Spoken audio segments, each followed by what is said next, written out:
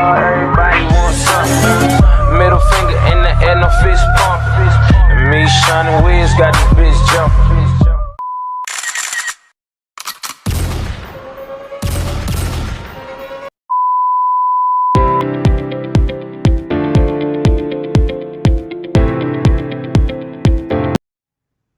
Adapun materi yang akan kami bahas, 1. Menjelaskan sejarah perkembangan perekonomian Indonesia pada masa Orde Lama dan Orde Baru. 2. Menjelaskan karakteristik perekonomian Indonesia. 3. Penjelasan bagaimana perekonomian di Indonesia pada masa Orde Lama dan Orde Baru. Sejarah perkembangan perekonomian Indonesia pada masa Orde Lama dan Orde Baru. 1. Pemerintahan masa Orde Lama. Pada masa Orde Lama, perekonomian Indonesia masih sangatlah buruk. Hal tersebut dikarenakan negara Indonesia masih belum lepas dari jajahan Belanda. Walaupun Indonesia telah memproklamasikan kemerdekaannya pada tanggal 17 Agustus 1945. Akan tetapi, peperangan antara Belanda dan Indonesia masih terjadi di tahun 1940-an. Masa Orde Lama terjadi pada tahun 1945 sampai dengan 1968. Pada saat itu, merupakan masa pemerintahan Insinyur Soekarno yang merupakan presiden pertama Indonesia sekaligus tokoh pejuang kemerdekaan. Pada masa Orde Lama, negara Indonesia menganut sistem liberal dan sistem komando. 2. Pemerintahan masa Orde Baru. Orde Baru adalah periode kekuasaan Presiden Soeharto yang berlangsung dari tahun 1966 hingga 1998 di Indonesia. Pada masa ini, pemerintah mengambil tindakan-tindakan ekonomi yang berbeda dengan masa sebelumnya, yaitu dengan mengimplementasikan konsep ekonomi Pancasila yang berorientasi pada pembangunan ekonomi nasional yang terpadu dan berkeadilan. A. Pengaruh politik ekonomi Orde Baru terhadap Indonesia. 1. Peningkatan pembangunan infrastruktur. 2. Pertumbuhan industri dalam negeri. Dan 3. Ketergantungan ekonomi pada ekspor komoditas. B. Pertumbuhan ekonomi dan pembangunan infrastruktur.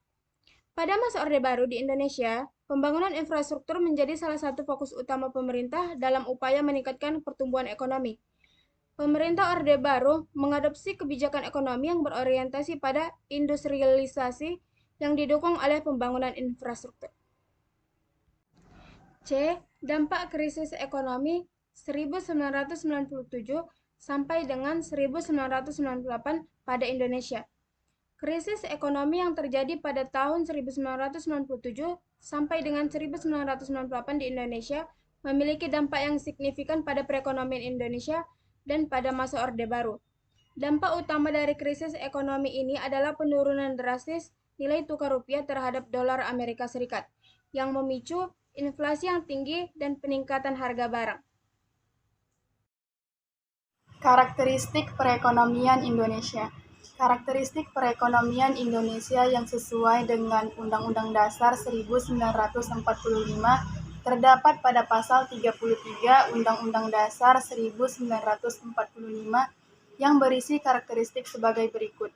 Yang pertama, perekonomian disusun sebagai usaha bersama berdasar atas asas kekeluargaan. Yang kedua, cabang-cabang produksi yang penting bagi negara dan yang menguasai hajat hidup orang banyak dikuasai negara. Dan yang terakhir yaitu yang ketiga, bumi, air, dan kekayaan alam yang terkandung di dalamnya dikuasai negara dan dipergunakan untuk sebesar-besarnya kemakmuran rakyat. Adapun faktor yang mempengaruhi karakteristik perekonomian Indonesia yaitu sebagai berikut. Yang pertama, faktor geografi. Indonesia adalah negara kepulauan terbesar di dunia, terdiri dari 13.677 pulau besar sampai kecil, terbentang dari 60 lintang utara sampai 110 lintang selatan, sepanjang 61.146 km.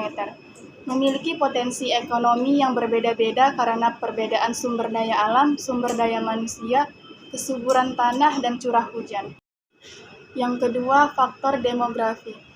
Indonesia yang berpenduduk lebih dari 210 juta orang membutuhkan berbagai barang, jasa, dan fasilitas hidup dalam ukuran serba besar.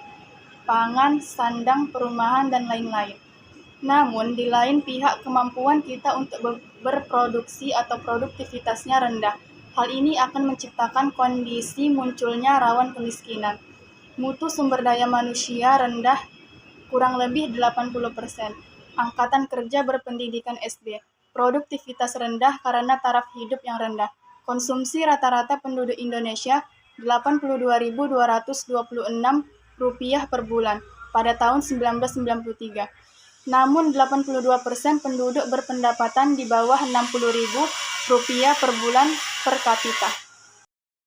Yang ketiga, faktor sosial budaya dan politik. Sosial. Bangsa Indonesia terdiri dari banyak suku atau heterogen dengan beragam budaya, adat istiadat, tata nilai, agama, dan kepercayaan yang berbeda-beda.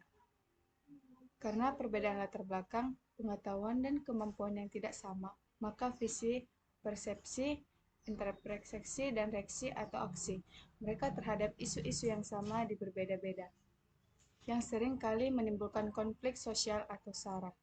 Budaya. Budaya itu bangsa Indonesia yang memiliki banyak budaya daerah, tapi sebenarnya kita belum memiliki budaya nasional, atau kecuali bahasa Indonesia. Namun sebagai salah satu bangsa timur, atau bangsa yang merdeka dan membangun ekonomi sejak akhir Perang Dunia Kedua, mayoritas bangsa Indonesia sampai sekarang masih berpengaruh atau menganut budaya timur, budaya status orientasional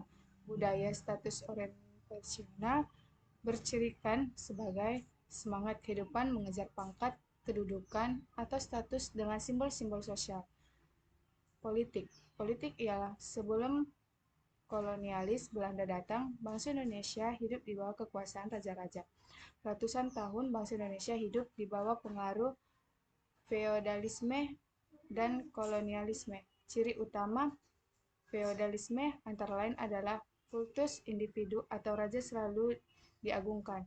Ciri utama kolonialisme antara lain adalah otoriter atau laksana tuan terhadap budak. Penjelasan bagaimana periode di Indonesia pada masa Orde Lama dan Orde Baru. 1. Perekonomian pada masa Orde Lama. Masa Orde Lama dimulai dari tanggal 17 Agustus 1945 saat Indonesia merdeka. Pada saat itu, keadaan ekonomi Indonesia mengalami stagflasi, atau artinya stagnasi produksi atau kegiatan produksi terhenti pada tingkat inflasi yang tinggi. Indonesia pernah mengalami sistem politik yang demokratis, yakni pada periode 1949 sampai 1956. Perekonomian Indonesia pada masa Orde Lama mengalami penurunan yang sangat signifikan dan memburuk. Terjadinya pengeluaran besar-besaran yang bukan ditunjukkan untuk pembangunan dan pertumbuhan ekonomi, melainkan berupa pengeluaran militer untuk biaya konfrontasi orientasi barat, impor beras, proyek penelusuran, dan dana bebas atau dana revolusi untuk membalas jasa teman-teman dekat dari rezim yang berkuasa.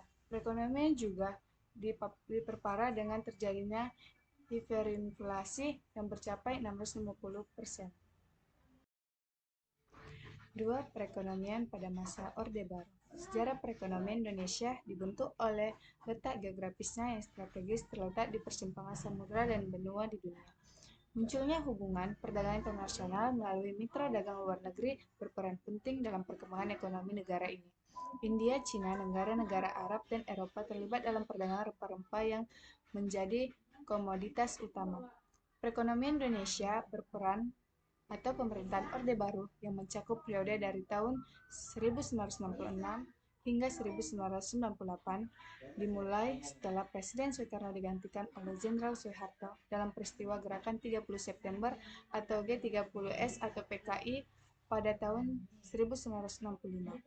Pada awal masa pemerintahan Orde Baru, Indonesia mengalami kondisi ekonomi yang sangat sulit akibat inflasi tinggi, ketidakstabilan politik, dan ketegangan antara etnis dan agama dengan keluar Super Semar pada 11 Maret 1966 yang menandai awal Orde Baru. Soeharto melalui penerapan kebijakan yang berbeda dari pendahulunya. Yang menandai awal Orde Baru, Soeharto mulai menerapkan kebijakan yang berbeda dari pendahulunya.